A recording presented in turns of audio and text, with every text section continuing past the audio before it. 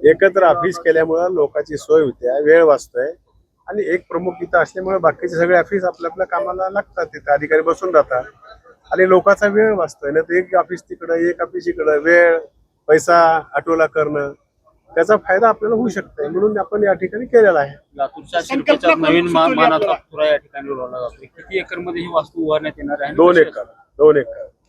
33 कोटी.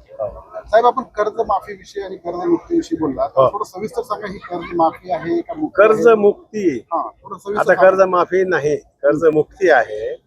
सांगितलं की आपल्याला 2 लाखापर्यंत कर्ज होतं, त्याचं माफ केलं. 2 लाखाच्या वरचं आहे. कधी 50,000चं केलं होतं, ते देखील काल मुख्यमंत्री महोदयांनी सांगितले की आता नाही, त्यांना देखील 2 लाख देणार. ओटीची योजना, ज्याच्याकडे 2 लाखाच्या वरचं कर्ज आहे, समजा 3 लाख, ओटीएस हे कंपल्सरी आपण राष्ट्रीयकृत बँकेला सांगितलं. त्याच्यामध्ये अजून काही अमाऊंट 70,000 50,000 होऊ शकते. ते वरचे पैसे शेतकऱ्याने भरायचे आणि राहिलेले 2 लाख रुपये सरकार भरणार. आणि जे सांगितलं होतं ते पैसे शेतकऱ्याला 50,000, त्याच्यामध्ये देखील आता वाढ काल केलेली आहे. आणि 26-27 वर्ष धरायचं होतं, पण नाही म्हणले, तेही कॅन्सल केलं. लोकांची गरज बघता, लोकांची मागणी शेतकऱ्याची, आणि ते देखील मागेले 2 वर्ष. ते 2 वर्ष ज्यांनी रेग्युलर भरलं त्याला 2 लाखापर्यंत मिळणार.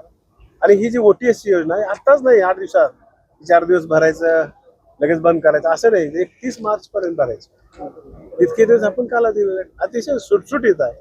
आपण कुणाला देणार नाही. मी सांगितलं ना, जे इन्कम टॅक्स भरतात, ज्याचा व्यवसाय दुसरा काही आहे, ज्याला शेतीशिवाय दुसरं काहीच नाही, त्या लोकांना चुकीचं आहे का तुम्ही सांगा.